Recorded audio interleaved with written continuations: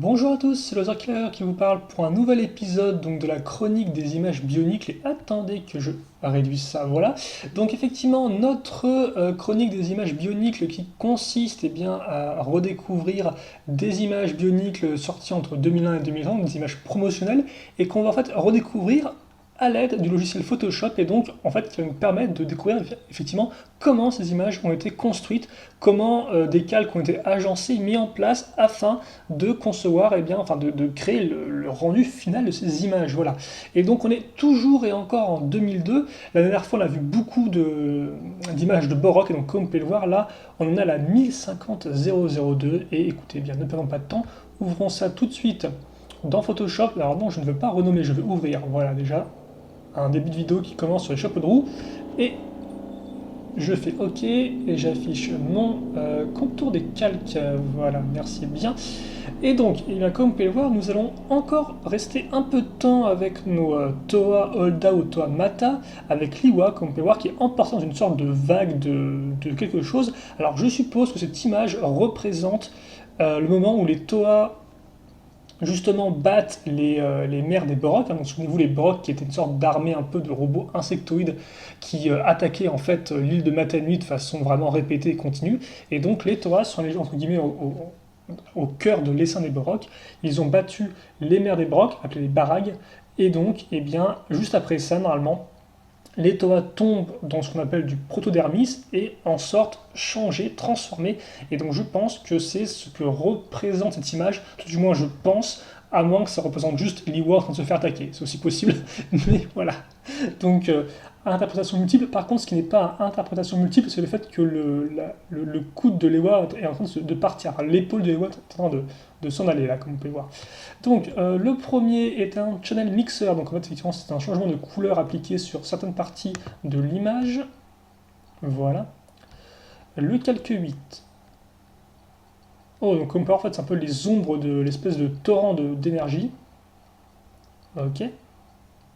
Le calque 4 copie 3. Ah bah, comme vous pouvez le voir direct, hein, quand on enlève, il reste plus grand chose. Et si effectivement, c'est bien le moment où les Toa battent les mers baroques, et comme vous pouvez le voir, effectivement, nos Toa tombent dans des sortes de cylindres, de tubes, qui au bout, eh bien, contient du protodermis à l'intérieur. Donc effectivement, c'est bien ce que je disais en début de vidéo. Le calque 1 copie 3, qu'est-ce que c'est? Ok, d'accord, c'est une sorte d'effet de couleur sur. C'est un effet de flou aussi, de mouvement sur notre ami Liwa. Ok, pourquoi pas. Notre calque 1, est-ce que ce serait pas Liwa lui-même? Bah, c'est Liwa lui-même, effectivement, comme vous pouvez le voir, avec des éléments un peu disparates. Qu'est-ce qui se passe si je désactive le masque? Oh, donc en fait, ils ont enlevé la. D'accord, effectivement, ils ont un peu supprimé des morceaux de la hache. Alors, ça, je ne sais pas trop ce que c'est. C'est un truc de saturation, mais je vois pas trop sur ce que. Euh, Ouais, même avec l'image en entier, je vois pas trop à quoi ça sert. Bon, écoutez, ce n'est pas très grave. Le calque 7 qui était d'ailleurs effacé de base, qu'est-ce qu'il contient? Un petit changement de lumière, ok. Le 4, copie 2. Ok, quelle est la différence entre le calque copie 2 et le calque copie 3? Il y en a un qui j'ai l'impression qu'il y en a un qui est peut-être un peu plus violent que l'autre. Ouais, l'autre a des parties blanches que l'autre n'a pas, si je dis pas de bêtises. Alors ça, comme peut voir, je pense en fait que c'est une autre image de l'Iwa. Voilà, sauf qu'en fait ils ont supprimé certains morceaux pour juste garder le haut un peu des membres. Alors là encore, la différence entre les deux est une différence surtout de couleur, j'ai l'impression, et un peu de positionnement, peut-être aussi de flou, non? Ouais, ouais, c'est peut-être un peu de flou aussi, effectivement, un peu de contraste. Les quelques 6, donc ça contient une nombre. Alors oui, ça effectivement, ça a été remplacé, j'ai l'impression, par le calque 8, non? Qui était un peu dans le même genre. Alors par contre, j'aimerais bien quand le truc, voilà, me suit. Et là, visiblement, on va vraiment faire toute l'image, hein, comme vous pouvez voir. Donc là, effectivement, maintenant, on est beaucoup plus dans la partie arrière du modèle. Encore, effectivement, c'est un grand effet un peu cylindrique. Le calque. Alors, c'est pas ce que je voulais faire. Le calque. Ah bah, il y a, il y a quelque chose qui s'y cache, tiens. Ok.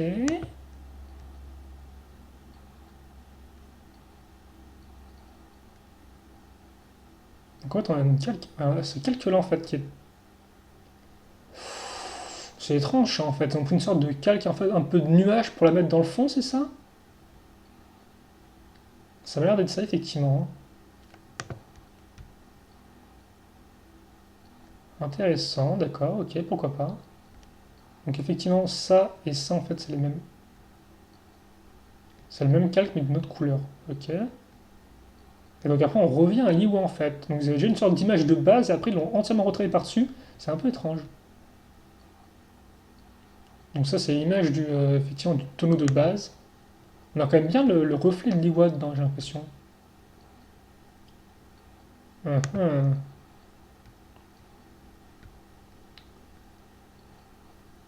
C'est quand même assez fou, je trouve, non?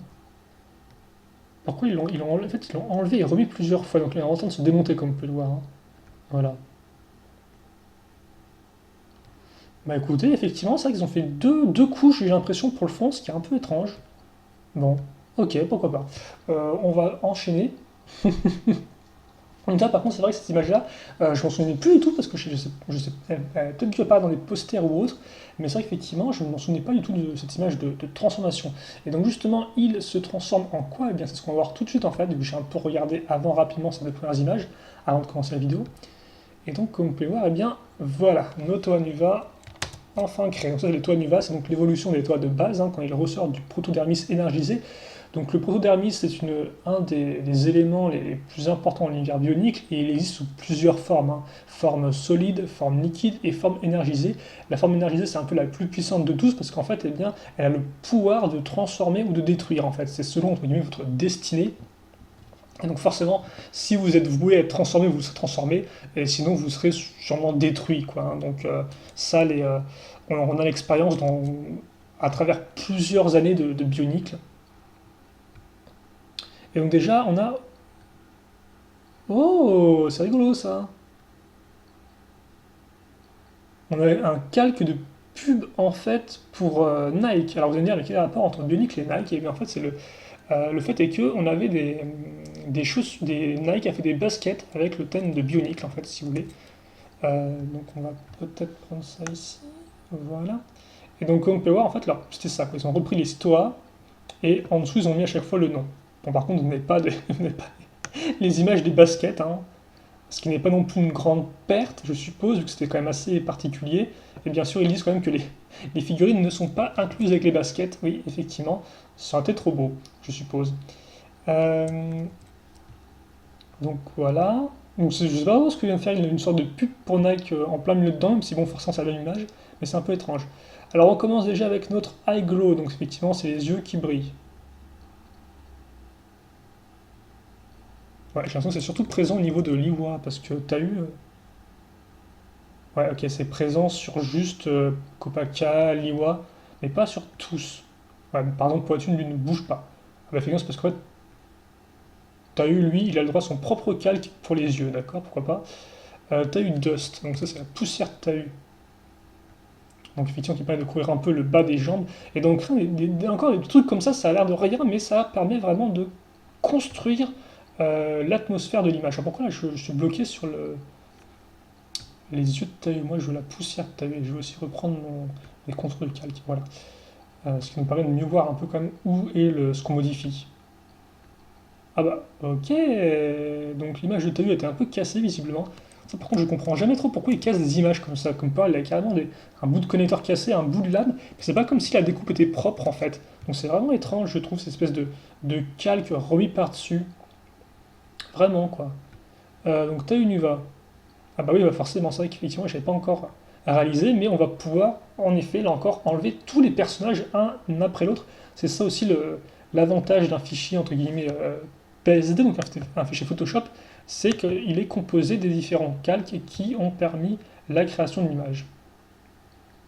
Donc si vous voulez prendre Tahu, par exemple, et l'envoyer valser ailleurs, hein, vous pouvez aussi le faire, hein. Par exemple, comme ça, voilà, là, j'ai pris, d'ailleurs, comme par Tahu a aussi un bout du liquide, hein, à ce niveau-là. Donc par exemple, si je veux mettre Tahu ici ou dans le fond, je peux faire ça. Bon, bien sûr, nous allons rester des enfants bien comme il faut, des bons petits garçons, et ne pas toucher à ça. Alors, Poitu Dust qui couvre une grosse partie de l'image. Ah oui, effectivement, oui.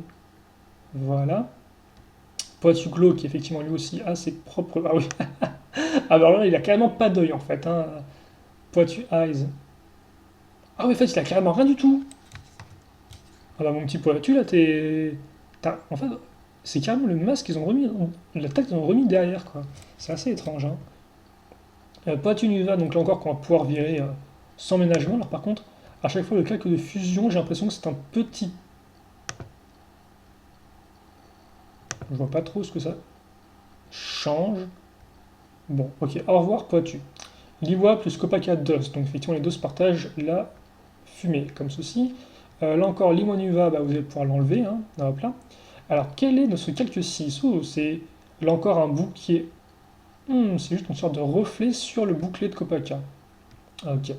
En tout cas, c'est vrai qu'à l'époque, c'était vraiment cool, hein, les toits Nuva. Alors, les toits Nuva n'étaient pas non plus spécialement entièrement originaux, dans le sens où ils reprenaient quand même beaucoup de pièces des toits normaux, mais ils leur mettaient donc justement des armures, comme vous pouvez voir, donc des épaulettes. C'est aussi la première fois qu'on a des... Enfin, à part quelques exceptions avec les rails en 2001, mais c'est la première fois qu'on a de l'argenté avec nos dents bioniques en fait, avec notre personnage de taille canister, à savoir notre personnage de taille 10 euros. Et à partir d'effectivement de 2002 vague 2, parce qu'effectivement c'est la seconde vague 2002, l'étoile Nuva, et bien à partir de ce moment-là, on aura de l'argenté de plus en plus souvent. Toutes les armes seront souvent argentées, puis après des parties du corps par exemple. Voilà. Mais c'est vrai qu'effectivement avant, comme vous avez pu le voir, hein, les armes étaient de couleur normale, donc la hache verte de l'ivoire, les pinces bleues de Gallier, etc. Et à partir de ce moment-là, on est quand même passé à des armes argentées. Donc bon, moi c'est vrai que je ne suis pas non plus un gros fan de l'argenté, même si logiquement ça contribue quand même un peu plus à ce côté armuré. Et donc oui, en plus de ça, ils avaient aussi des masques qui étaient beaucoup plus organiques au niveau de la forme, comme vous pouvez le voir, enfin, on peut pas vraiment le voir là, mais on le verra de mieux avec les images qu'on aura après, puisqu'après je pense qu'on va continuer sur les toits Nuva. On va d'abord pour l'instant enlever Gali, enfin Kopaka, on va enlever la fumée. Onuva Nuva, on va aussi lui dire au revoir. Gali Nuva, on va aussi lui dire au revoir. Le calque 3. Oh, donc de base, effectivement, c'est toute une image. Ouais, ok, d'accord. Top list, c'est quoi ça? Ok, c'est surtout une. Ouais, d'accord, un effet de lumière qui émane du plafond. Alors par contre, je ne sais pas du tout ce que c'est censé représenter comme salle.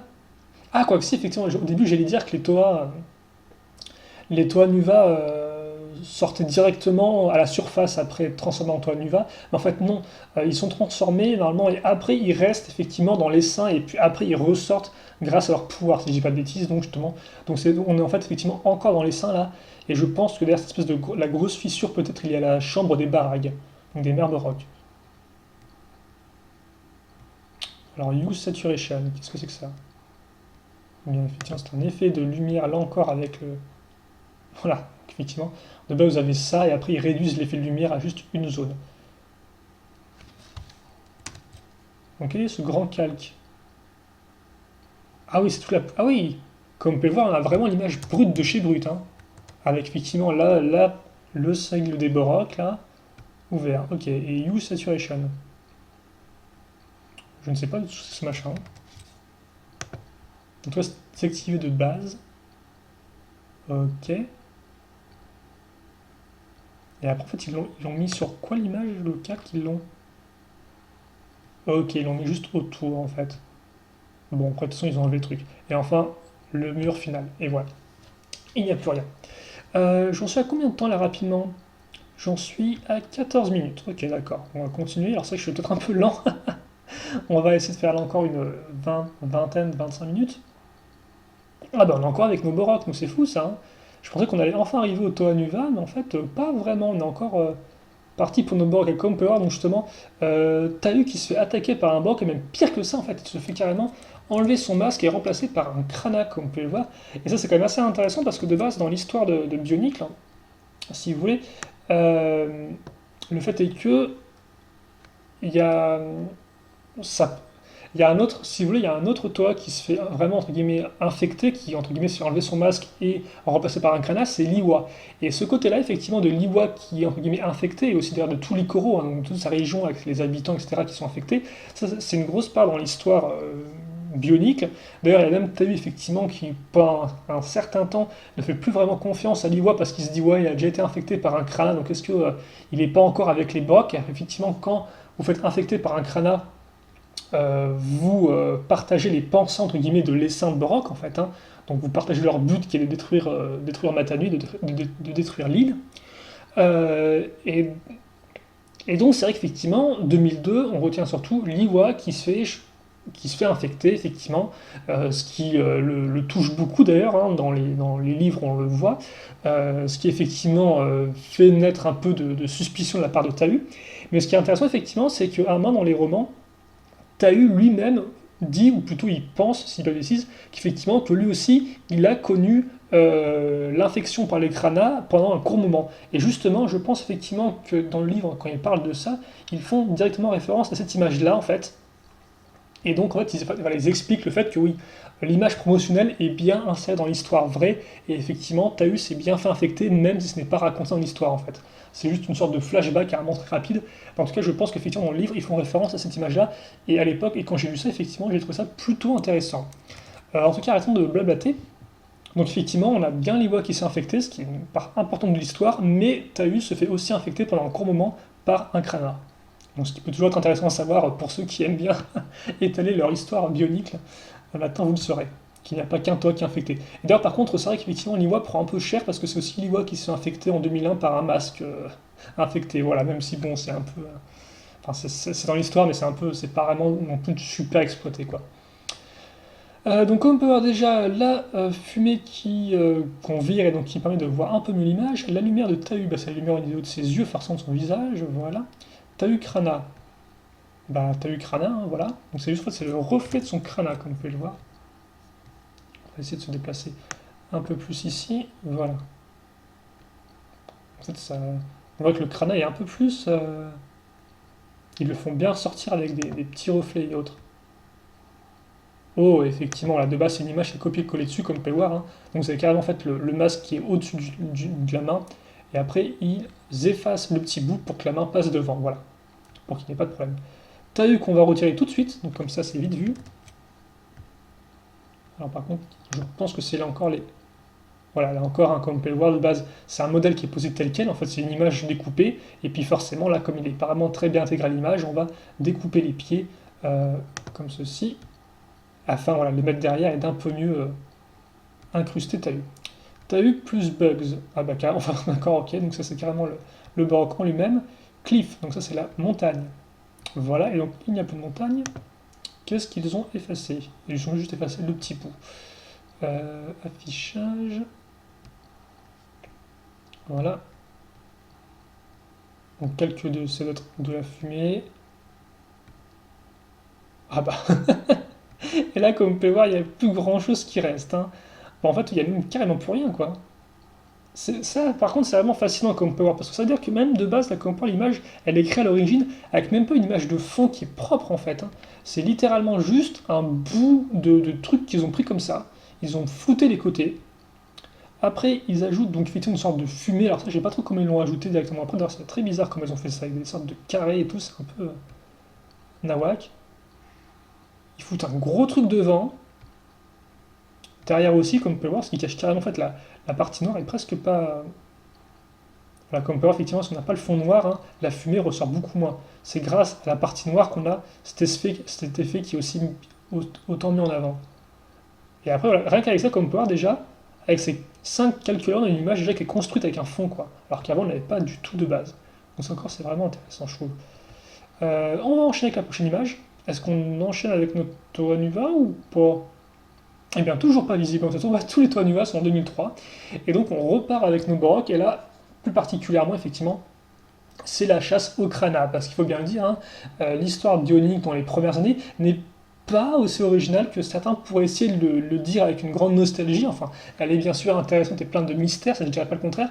Mais en termes d'exécution pure et dure, ça reste avant tout de la collecte de quelque chose. Genre, il faut qu'on récupère tel nombre de trucs pour arriver à nos fins. Donc, histoire de mettre bien en avant le fait que, bien justement, les masques et les grenades, bah, vous pouvez aussi les acheter entre guillemets, en sachet aléatoire dans vos magasins et donc demander à vos parents de vous les acheter à votre place. Voilà. Donc, c'est vrai qu'effectivement, En 2001, les Toa doivent récupérer des masques afin d'être plus puissants, d'avoir plus de pouvoir. Et en 2002, les Toa doivent récupérer un set complet de Krana. Parce qu'effectivement, les 6 éléments eh bien, ont 8 Krana, ils doivent tous les récupérer. Alors, ce qu'ils font assez rapidement, hein, c'est beaucoup moins. Par contre, effectivement, c'est vrai que je plaisante un peu là-dessus, mais c'est beaucoup moins mis en avant dans l'histoire, hein. Les Kranas sont récupérés très facilement, tout simplement parce que bah, les Borg attaquent en masse. C'est une vraie armée qui attaque, donc forcément. Par exemple, Onua, à un moment, a réussi à détruire presque une vingtaine de Borg à lui tout seul en les piégeant, ce qui fait que bah, forcément, après, il n'a plus qu'à aller récupérer les Kranas, qui sont leur cerveau, en fait, hein. Je vous rappelle qu'ils contrôlent les Borg, qui ne sont au final que des sortes de carapaces robotiques. Et donc, ça fait que la collecte se fait très rapidement, quoi. Et après, justement, ils mettent les Kranas dans le, euh, dans les seins des Borg, et ils mettent les 48 Kranas, si je dis pas de bêtises, et après, ils ouvrent donc la porte pour accéder un peu plus profondément aux essaims. Et donc comme on peut le voir, donc ça c'est une image quand même très, très cool, hein. Moi j'aime beaucoup Copacabana, c'est un de mes toits préférés de 2001, enfin en 2001 personnellement je les aime tous presque au même niveau, j'ai envie de dire, hein. Mais Copacabana avec son masque doré comme ça c'est quand même plutôt cool, et c'est vrai que les décors comme ça gelés sont là aussi très sympathiques. Donc effectivement il analyse son crâne avec ses yeux laser, entre guillemets ses yeux. Alors ça par contre je sais pas du tout ce que c'est que ce machin, on va peut-être mettre le contour, ça sera assez intéressant là, encore. Ok. Et effectivement, quand on voit le contour, c'est juste un bout du truc qui est là, quoi.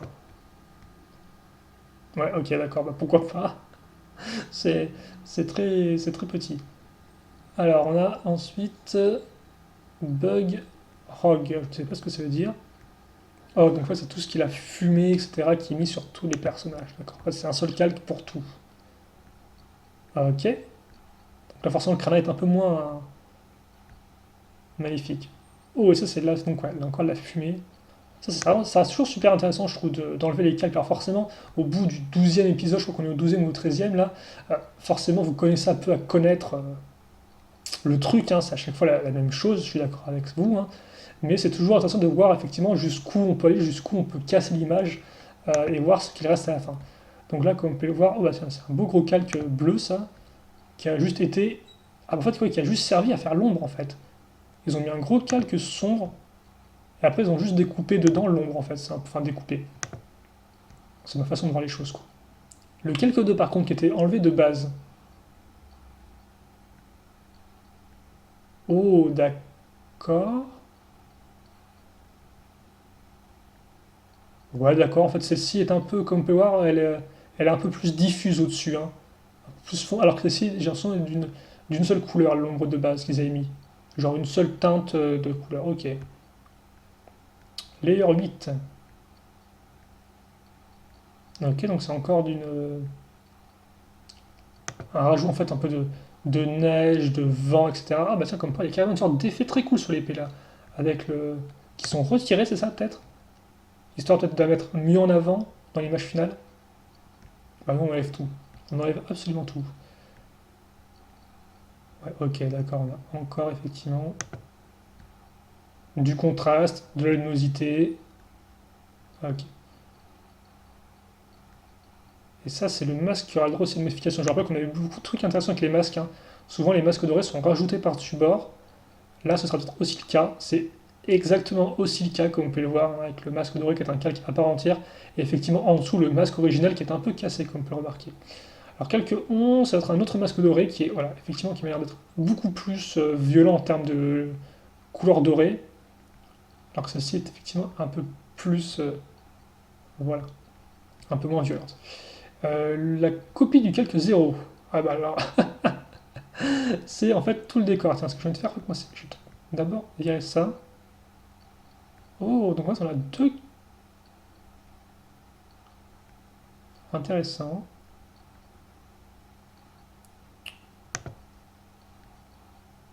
Donc de base, il n'y avait rien du tout en fait à l'arrière, comme on peut voir. C'était juste une sorte de gros fond blanc. Ok, pourquoi pas. Ça, c'est quelques 3, c'est un truc en fond. Ça, c'est quelques 7, c'est effectivement c'est aussi cette image de fond à l'arrière. Et ça, c'est le calque 1. Donc le calque 1, effectivement, qui. Ok, d'accord. C'est à peu près la même chose, hein, j'ai l'impression. Oh, alors si, les différences, c'est qu'il y en a. De base, il y avait déjà l'ombre de mise, comme vous pouvez le voir. Alors que ceci... Ah oui, ok, d'accord. De base, on a l'ombre, mais on n'a pas les traces de pas. Notez aussi les yeux de Borok à ce niveau-là, là, comme ceci. Et notez aussi le casque, enfin le masque. Et quand on met ça, effectivement, on se rend compte que les traces de pas ont été mises. Donc ça, par contre, je sais pas trop comment ils l'ont fait. Je pense qu'ils ont directement peint par-dessus, en fait. Peint par-dessus. C'est pas ce que je voulais faire du tout. Et effectivement, les yeux, là, sont beaucoup mieux définis qu'avant, comme vous pouvez le voir. Et idem, le masque, là, était déjà intact, alors là, il n'est plus intact. Ok, d'accord. Eh bien, écoutez, je pense qu'on va continuer. On a déjà 25 minutes, on va en faire une toute dernière pour se quitter là-dessus. Euh, et ce sera... Alors, j'ai l'impression qu'on a vraiment pas fait beaucoup d'images ensemble cette fois-ci. C'est vrai que je suis beaucoup plus lent, j'ai l'impression, tiens. Bon, c'est pas grave. Alors, par contre, en plus, là, il y a tonnes de calques. Bon, bah écoutez, on va essayer de faire ça. Alors, ils n'ont aucun nom. Ils s'appellent juste calque.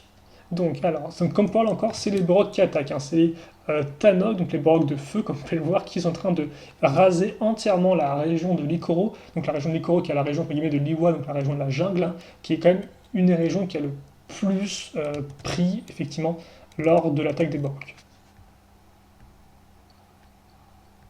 Donc là, effectivement, c'est de la fumée qui est un peu différente. Alors par contre, là, je pense qu'on va avoir besoin de mettre le contour, histoire de bien voir ce qui se passe.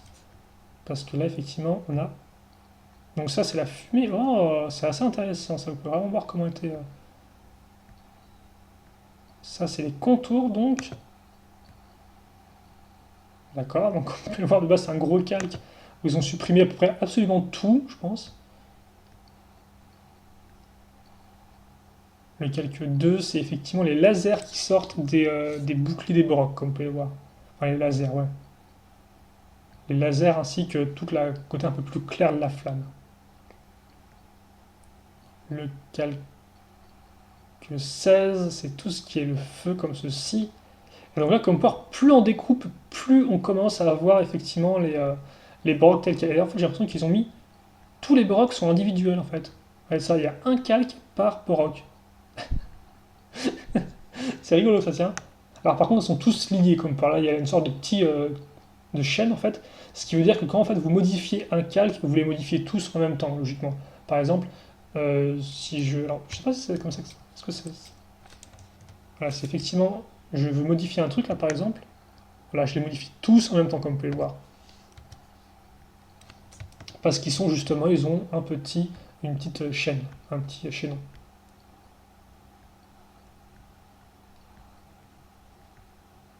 Voilà, et donc là, il n'y a plus de Borok. Par contre, il y a encore leurs ombres, c'est ça? Oh, donc là, il n'y a carrément plus le feu, en fait. Vous avez la version. Si vous voulez, vous pouvez aussi avoir une version en fait, de l'image, genre après attaque des Borok, avec tout qui est cramé, quoi. Ce qui peut être aussi intéressant, en soi. Ça, c'est tout ce qui est ruines, donc. Ça, c'est là encore, entre guillemets, le côté un peu cramé au niveau du sol. Ça, c'est une grosse ombre malfaisante, visiblement. Alors, quelques 8 copies. Voilà. Alors là, les enfants. euh, Par contre, c'est bizarre, de base, tu vas me dire qu'il y a le. Ah ouais, c'est ça. De base, il y a effectivement bien une sorte de truc ici, quoi. C'est assez étrange, tiens. Donc, de base, je pense qu'ils ont ils ont pris une image ouais, de bois tel quel, hein. Et après, effectivement, ils ont découpé un gros carré un peu à l'arrache dedans. Alors, on a la même image ici. Alors là encore, c'est intéressant de voir quelles sont les modifications entre les deux. Ok, il y en a une effectivement qui n'a pas l'espèce de bordure blanche, comme vous pouvez le voir.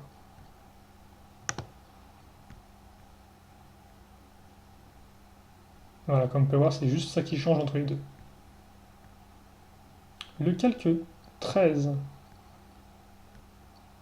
comme ceci, et le calque 1,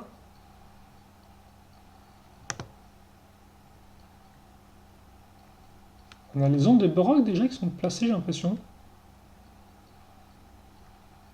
Ok, donc là encore, comme par, on a juste une sorte de plaque au final, hein. C'est vraiment fou, je trouve. C'est vraiment fou. Ça me surprend toujours autant personnellement. Et bien, en attendant, pendant que je m'étire, Et bien, il ne me reste plus qu'à vous souhaiter. En fait, la vidéo c'est un peu terminée.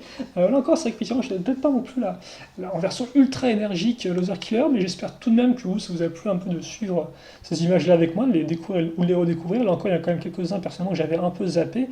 Et c'est toujours aussi intéressant personnellement de voir effectivement à quoi ça ressemble. Donc bah écoutez, on va se quitter là-dessus. Si vous avez des questions, des commentaires, n'hésitez pas à me les poser, j'y répondrai avec grand plaisir. Et effectivement, j'ai bien la forte impression qu'on va devoir attendre 2003 avant d'avoir nos images de Toa Nuva, hein, parce qu'il ne me semble pas qu'on les ait vues ensemble, à moins qu'on les ait vues ensemble et que je m'en souvienne plus du tout. Mais je ne pense pas. Bah écoutez, en tout cas, on verra, ça fait plein de surprises pour 2003 à venir, je suppose. Ou à moins effectivement que les images soient dans CD2, ce qui est aussi possible. En tout cas, beaucoup de mystères encore, c'est Bionicle après tout, donc que serait Bionicle sans une bonne dose de mystère? Eh bien, ce ne serait pas Bionicle forcément. Et donc voilà, on se quitte là-dessus. Donc, questions, commentaires, remarques, suggestions, n'hésitez pas à parler de Bionicle en général. Ça peut être notre petit coin ultra secret, notre petit club Bionicle super secret, voilà, où l'on parle et on échange de Bionicle, il n'y a pas de souci avec ça, aucun problème. Et puis, bah, écoutez, questions, commentaires, justement. Et pour le reste, eh bien, portez-vous bien. Passez une bonne journée, une bonne soirée, une bonne après-midi, une bonne matinée, une bonne, je ne sais pas moi, un bon goûter, une bonne sieste, bref, tout ce que vous voulez. Et puis après, bien sûr, salut à tous et à